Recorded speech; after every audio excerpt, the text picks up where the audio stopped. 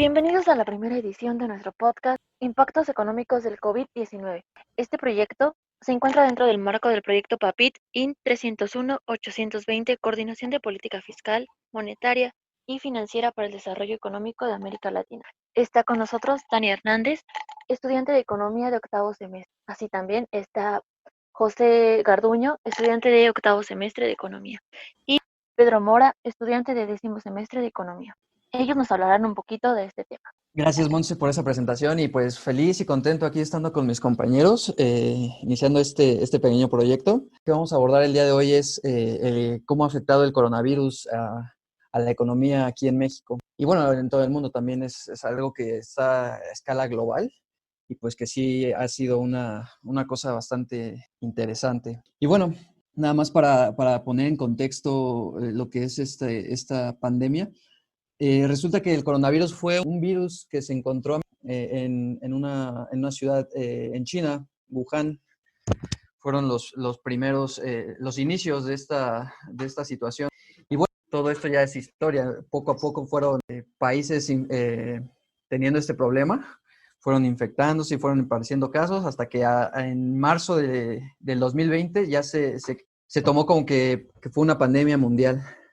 Entonces, pues esto ha provocado muchísimos cambios, principalmente en cómo vivimos el día a día. Las personas tuvieron que adaptarse a un nuevo sistema de trabajo, que es el home office.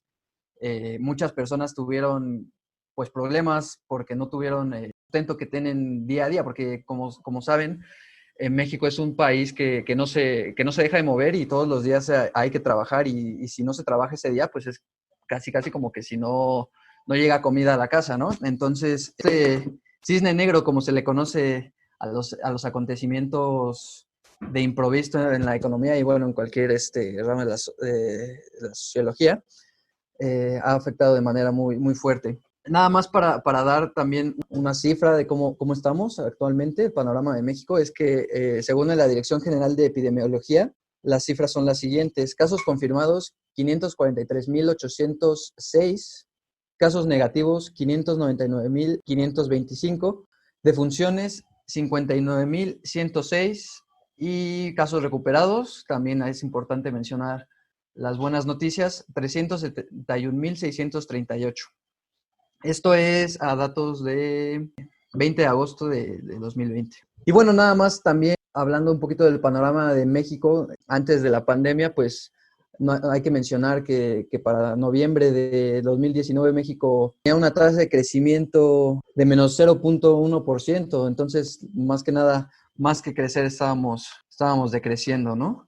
Y pues se viene a acentuar esta situación con la pandemia. Y quería mencionar unos puntos, ahorita mis compañeros Pedro y Tania van a ahondar más un poquito, que a pesar de que el gobierno y hemos estado tratando de hacer todas las acciones posibles para que no afecte tanto, ha habido problemas desde el punto de vista de la oferta, en donde pues el precio de los commodities ha disminuido, ¿no? Principalmente, un ejemplo claro y rápido, el de la gasolina. Bueno, a pesar del problema de la guerra de precios con la OPEP y todo eso, pues hubo un momento en el que, pues al no poder salir de casa o del trabajo, pues nadie necesitaba gasolina. Entonces, pues el precio poco a poco fue bajando. O del lado de la demanda viene que pues empieza a haber personas que se quedan sin trabajo. ¿Y qué pasa? Que se quedan sin su ingreso. ¿Y qué pasa? Que tienen que ajustar el consumo. Entonces ya no pueden consumir lo que se consumía antes. Y desde otro punto que también es importante son las expectativas, cómo afectan las expectativas.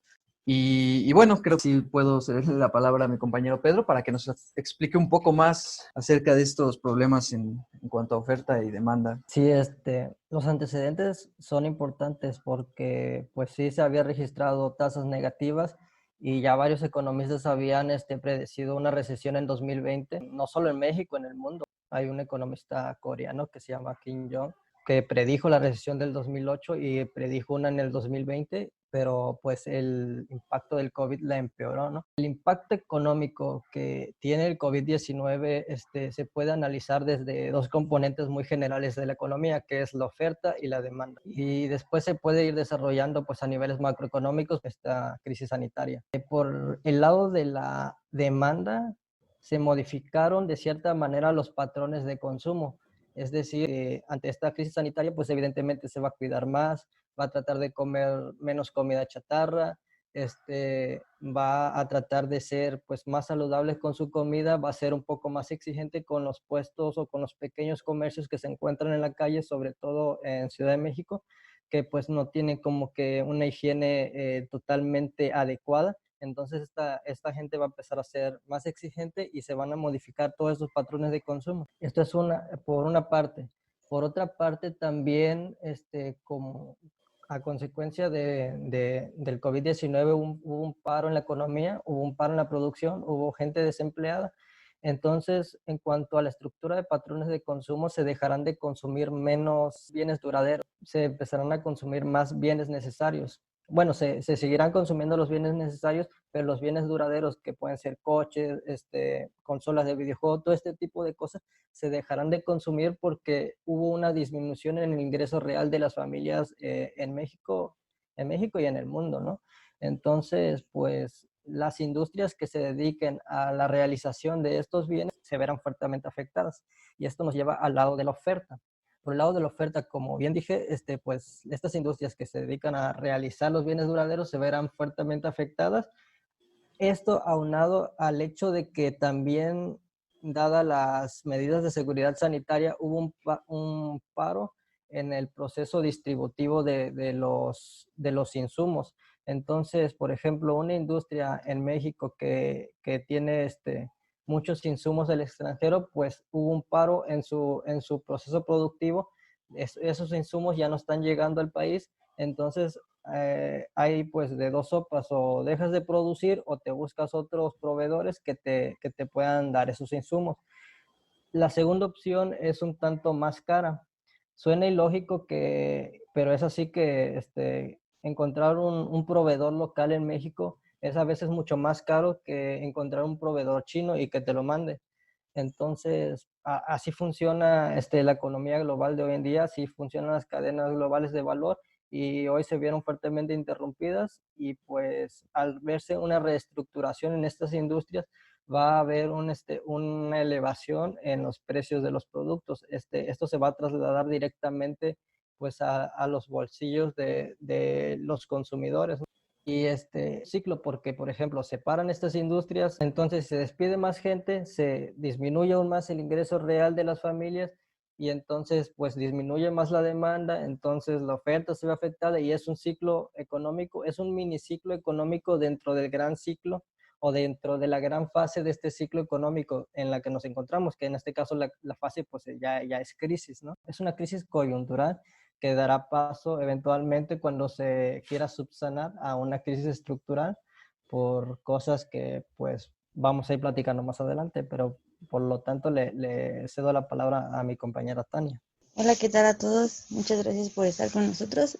El día de hoy yo les voy a hablar un poco acerca del comercio informal, de cómo se ve afectado tras esta pandemia y algunas empresas que se vieron beneficiadas. Hace unas semanas yo escribí una nota acerca de cómo fue el golpe del coronavirus, del confinamiento, hacia la economía de este tipo de personas, que sabemos que en México el comercio informal es muy grande. Por desgracia, de los 54 millones de personas que son económicamente activas, más de la mitad están en el comercio informal. Entonces, después de marzo, que se empezaron a tomar las medidas de confinamiento, muchos de estos comercios, muchos de estos trabajadores tuvieron que empezar a cerrar, ya no les permitían ponerse a los mercados ambulantes, creando una gran incertidumbre y una crisis horrible para este tipo de personas. Yo creo que si bien todos se vieron afectados, este tipo de personas que tenían sus ingresos al día, principalmente su fuente de ingresos y única fuente de ingresos eran sus comercios, sus locales, se vieron afectados y tuvieron que cerrar, dejando a muchas personas sin ningún ingreso. Entonces, yo creo que es una parte muy importante.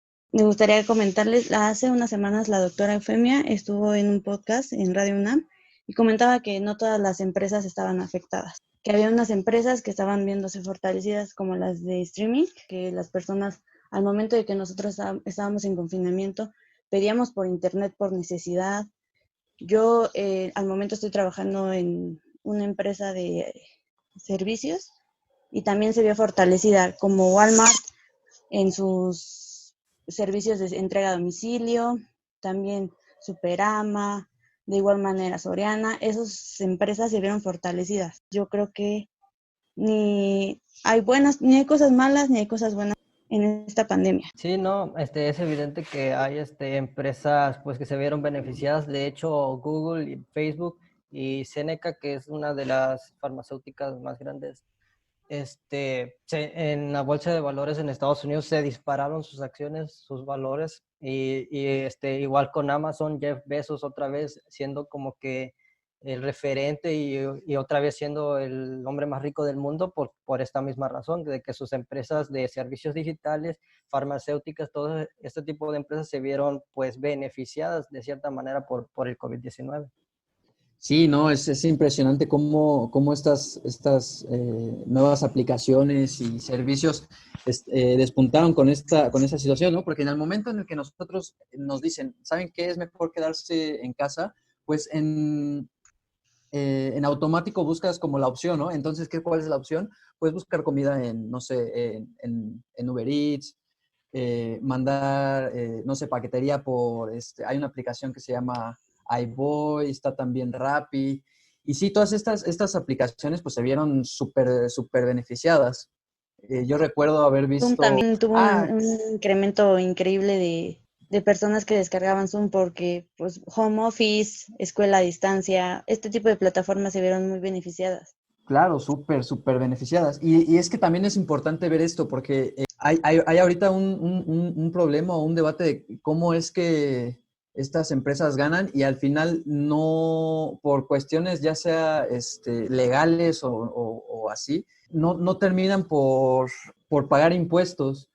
Entonces, ahorita hay un tema muy fuerte de cómo regular estas ganancias extraordinarias que están teniendo estas empresas y sí, pues es muy interesante. También recuerdo alguna vez que tuve que salir las filas, pues filas bastante amplias de motociclistas de estas aplicaciones a repartir a todas las personas que piden y pues sí, es ahora la nueva normalidad como se está empezando a manejar. Entonces, hay temas bastante importantes que ver y que analizar. Sí, esto tiende a mejorar el carácter innovador de todas las industrias porque pues es un nuevo reto y entonces las empresas tienen que verse forzadas a innovar. Por ejemplo, yo veía apenas el caso de los restaurantes, que pues ya no puede ir la gente a comer simplemente a los restaurantes. Entonces lo que hacían era usar estas aplicaciones como Uber Eats, como Rappi, se reunían 5 o 6 restaurantes en un solo terreno y se ponían a hacer comidas entre todos, o sea, para repartir los gastos y ya de ahí solo era servicio a domicilio y por ahí estaban diciendo que les salía hasta a veces más rentable eso. Bueno, muchas gracias a todos por sus aportaciones. Sin embargo, tenemos unas preguntas de nuestros lectores. Esto es para todos. ¿Qué opinan de la desigualdad económica y social en cuarentena? Ya que, aunque todos nos encontramos viviendo en la misma cuarentena sanitaria, existen contextos individuales diferentes. Híjole, pues es un tema bastante delicado porque no cabe duda que México es un país en el que la desigualdad se nota en el momento en el que tú pisas la calle. Entonces, pues sí se ha visto cómo hay personas que realmente la padecen más que pues a lo mejor personas que están un poco más acomodadas y que realmente pueden cumplir con estas medidas de seguridad, ¿no? Porque pues no le puedes decir a una persona que su vida se la ganaba vendiendo comida fuera del metro y que de la nada, de un día para otro, lo que ganaba pues se perdía porque dijeron, ¿sabes qué? Tú quédate en tu casa y ya trabaja desde casa, tú tienes tu computadora, tú tienes cómo mandar o cómo seguir trabajando, pero pues esta persona, ¿qué hace, no? Entonces tiene que buscar de otra forma. Y pues sí, está muy grueso porque llega un momento en el que pues, o sea, no creo que sea justificación, no me malinterpreten, pero la inseguridad en algún momento se va a disparar. Si de por sí estos últimos meses habían estado un poco pues violentos en temas de seguridad y pues de delincuencia, pues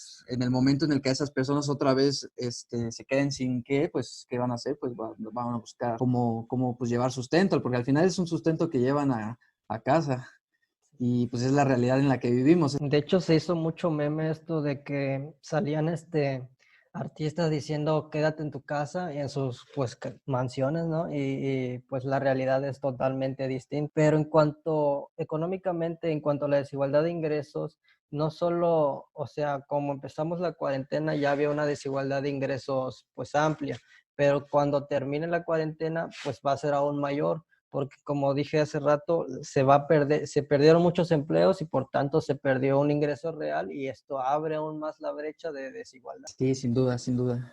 Sí, creo que la desigualdad económica es un tema muy, muy fuerte y como menciona Pepe, sí, en algún momento se va a desatar la violencia.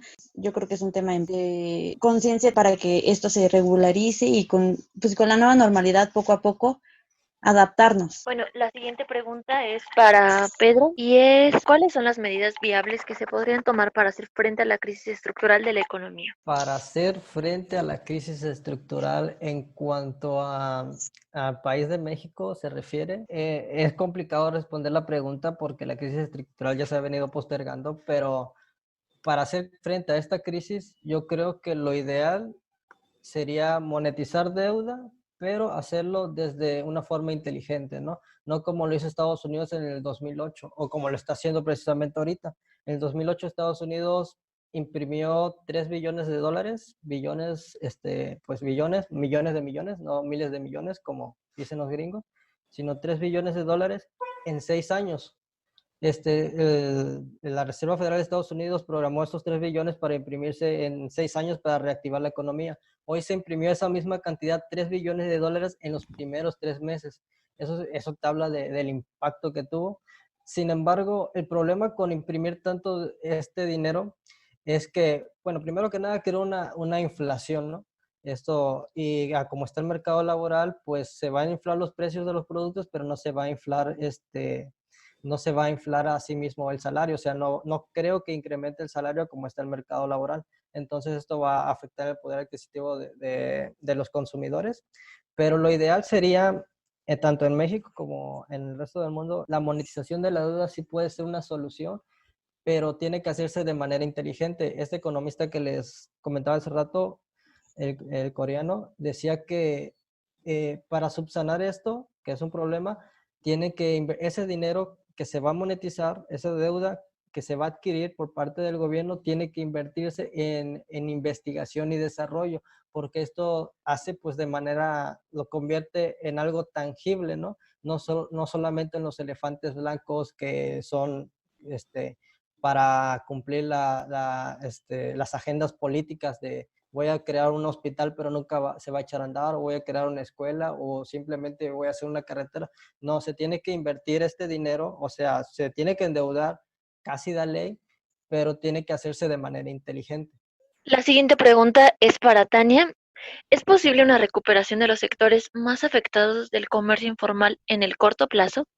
Sí, las ganancias del comercio informal siempre son a corto plazo. Afortunadamente, ahorita ya todos, la mayoría, ya sales a la calle y ya hay puestos. Ya claro que tienen plásticos, pero la verdad no creo que sea una buena medida sanitaria, nada más poner plásticos. Creo que bien para que ellos puedan regresar al 100% tenemos que ser conscientes, todos, tomar las medidas sanitarias recomendadas y sí hay una recuperación para este tipo de sector al corto plazo. Ok, la siguiente pregunta es para todos, pero principalmente para Pepe. ¿Realmente la llegada del COVID-19 resultó ser una amenaza para la economía mexicana o ya existían antecedentes previos? Pues es una muy buena pregunta. Yo creo que en este caso voy a tener que decir algunas palabras del presidente que dijo que el COVID y la crisis fueron, o vinieron a ser como anillo al dedo, pero la cosa de aquí pues, es saber para quién fue ese anillo, ¿no? Y yo creo que principalmente, pues este anillo fue para el gobierno, ¿no? Porque hay que ver lo que está detrás, ¿no? O sea, esta administración ya lleva bastante tiempo. Como mencionaba al principio, ¿no? Que se crecía al menos 0.1%, que quiere decir que estábamos creciendo hacia abajo, y pues, crecer hacia abajo más bien es, pues, no crecer, ¿no? Y pues yo creo que eso es principalmente una cuestión que es ajena al COVID. También qué pasa que la OCDE nos menciona que México tiene una recaudación fiscal por debajo, muy por debajo del promedio de todos los países miembros. Entonces, pues se necesitaría o se pudo haber hecho una reforma fiscal que el gobierno desechó. Entonces, lo que va a llevar al gobierno a buscar, pues, financiarse de otra forma, ¿no? Y, pues, ¿cómo va a ser esto? Pues con deuda. Y deuda que, pues, como mencionaba Pedro hace unos momentos, que sea inteligente, pero pues no va a ser así, porque esta deuda se va a tomar más que nada para todos los programas asistencialistas que está impulsando el gobierno en esta administración. No hay que olvidar para nada lo que pasó con el aeropuerto de la Ciudad de México, el que iba a estar en Texcoco. O sea, una inversión tan fuerte y con tantas vistos buenos por muchas, por personas que sabían del tema, expertos en que hicieron estudios para decir que pues era un buen lugar y que iba a traer muchísimos beneficios, pues simplemente se canceló así por una encuesta, una consulta en la que yo, por ejemplo, la verdad es que no voté porque no me acuerdo si ese día pude o no pude. Y además que voy a votar si yo no tengo realmente pues las armas o los conocimientos en cuanto a aeronáutica y todas esas cuestiones, sin decir si en ese lugar estaba bien o no. Un poquito más actual, la cervecera en Baja California, que también fue una inversión durísima y simplemente se vino atrás. Entonces también el gobierno no ha hecho buenas gestiones. La inversión está en niveles muy bajos. No se ve realmente por dónde. Pues yo creo que no es tanto el COVID, ¿no? Sino también es que México venía con tendencias de crisis ya un poquito anteriores. También, nada más para mencionar otra cuestión, Pemex, que ya las calificadoras mencionaron que está a nivel de especulación, o sea, no es para nada seguro invertir en Pemex hoy en día. Entonces, pues no, yo creo y era un poquito lo que decía en cuanto a las expectativas al principio. Entonces, pues no, yo creo que más bien el COVID nada más vino a empeorar las cosas, no vino a hacer la verdadera crisis, ¿no? La crisis se viene arrastrando desde ya bastante tiempo. Ok, Pedro, a raíz de la explicación de los choques de la oferta y demanda que acabas de mencionar, ¿cuál sería un escenario pesimista y uno favorable para nuestra economía en los próximos años? ¿Jugarán un papel importante en las medidas optadas por el Banco Central? Pues un papel pesimista sería que continuáramos con este nivel de desempleo y con este crecimiento económico, ¿no? Que el gobierno no procurara reactivar la economía o que no lo hiciera de manera correcta, como lo dije anteriormente, que solo se procuraba pues su agenda política, pero esto es una contingencia y se tiene que combatir como tal. Entonces, el escenario optimista, por decirlo de alguna manera, sería que, de hecho, apenas vi una consultoría, no me acuerdo cuál, no me acuerdo si era S&P, que decían que para el 2022 la economía mexicana iba a recuperar su nivel que tuvo en el 2019, pero esto es algo súper optimista, entonces fue muy criticado, pero sí puede pasar con las medidas correctas. En cuanto al Banco Central, el Banco Central es autónomo en teoría del gobierno, entonces el objetivo primordial del Banco Central es regular la inflación, ¿no? Mantener un cierto nivel de inflación y pues sigue con este pensamiento, con esta línea, pues no puede, no va a impactar mucho en la economía porque pues se cuida la inflación de cierta manera. Una de las medidas para subsanar y para adquirir deuda sería pues pedirle prestado a este mismo Banco Central, pero si este Banco Central dice no te puedo prestar tanto dinero porque esto generaría inflación, es una inyección burda de masa monetaria a la economía, pues generaría inflación. Y entonces, pues en ese caso se pondría como que sus moños el Banco Central de no querer prestar dinero. Entonces, juega un papel importante en el sentido de que si cambia su línea de pensamiento y se pone en sinergia con el gobierno para reactivar la economía, puede jugar un papel importante. Pero si sigue esta línea de pensamiento de no, yo solo voy a cuidar la inflación y que se mantenga en este nivel, pues no va a tener gran impacto en las medidas que tome el gobierno. Ok, Tania, si bien la mayoría de los sectores de la actividad económica resultó afectado, de acuerdo a tu consideración, ¿en qué sectores el gobierno debería de prestar mayor atención ante futuras contingencias sanitarias? Yo creo que al sector salud y al sector educación. Creo que también se vio muy claro cómo no estábamos preparados para una contingencia sanitaria, cómo los hospitales se llenaron horrible, cómo el ejército tuvo que entrar a ofrecer sus hospitales, adaptar nuevos hospitales móviles para que atender este tipo de emergencias. Creo que es una parte muy importante invertir en salud y en educación, porque también es un gran reto educativo para para todo el país, porque hay niños que por el mismo confinamiento ya no pudieron regresar, ahorita todavía regresan creo que la próxima semana a las escuelas, pero van a tomar clases a distancia y hay niños que no cuentan ni con internet, ni con televisión, entonces yo creo que sería muy importante enfocarnos para este tipo de emergencias sanitarias como la que estamos presentando, es en el sector salud y en el sector educación. Ok, Pepe, ¿a tu consideración te tomaron las medidas apropiadas para afrontar la crisis económica? Bueno, en cuanto a cuestiones sanitarias, yo creo que se atacó muy todo el problema. Incluso el subsecretario de Prevención mencionó en algún momento que el tapabocas era inservible, ¿no? Entonces, imagínate, pues, que nuestro subsecretario haya dicho eso y que ahora él sea quien ocupe este tapabocas, pues pues enciende las alertas, ¿no? Y bueno, en cuanto a que hubiera una reapertura más o menos a finales de junio, pues no creo que haya sido una buena idea porque pues estábamos todavía en una tendencia a la alza en cuanto a infectados y pues la cuestión de reactivar otra vez la actividad pues se me hizo un poco acelerada. Pero pues como hemos estado mencionando a lo largo del programa, es necesario porque muchas personas necesitan de ese trabajo, ¿no? Entonces, pues es lo que siento y lo que pienso. Ok, Pedro, ¿cómo afectará la disminución de la demanda y cómo se recuperará de sus secuelas el país? La disminución de la demanda, pues así disminuyendo, o sea, la demanda va a disminuir porque, ya lo dije antes, se pierden empleos y se reduce el ingreso real de las familias, entonces pues afecta directamente en la demanda, sobre todo en los bienes duraderos. Las secuelas son por parte de la oferta, como que hay la demanda, también la oferta se verá reestructurada y es así el ciclo económico hasta que teóricamente llega a un punto cero, pero pues obviamente eso no va a pasar. Entonces, para romper este ciclo, lo que tiene que hacer el gobierno, pues, como ya lo dije antes, es gastar, ¿no? Recurrir a gasto. Ok, la siguiente es para Tania. ¿Cómo los sectores informales y las empresas obtendrán los mejores resultados en esta fase de reactivación económica? Yo creo que es un proceso de adaptación a la nueva normalidad. El comercio informal tiene que tomar medidas sanitarias necesarias y las empresas poco a poco han estado empezando a regresar. Al inicio, el tipo de los restaurantes y todos ellos cerraron. Ahorita ya tienen su servicio para llevar y algunos ya tienen la oportunidad de abrir a un porcentaje de capacidad.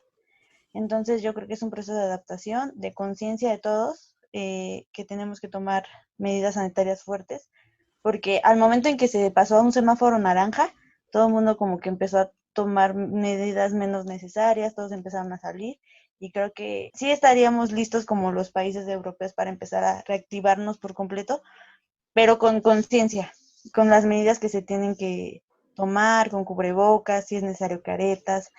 Estaba viendo hace poco que en parques de Estados Unidos pusieron dispensores de gel antibacterial. Es una fuerte inversión, pero creo que son medidas para que todo esto se recupere un poquito más pronto y todos puedan volver a la normalidad. Bueno, muchas gracias a todos. Esas fueron todas las preguntas de nuestros lectores y gracias por escucharnos. Los esperamos en la próxima edición del podcast y esperemos les haya gustado.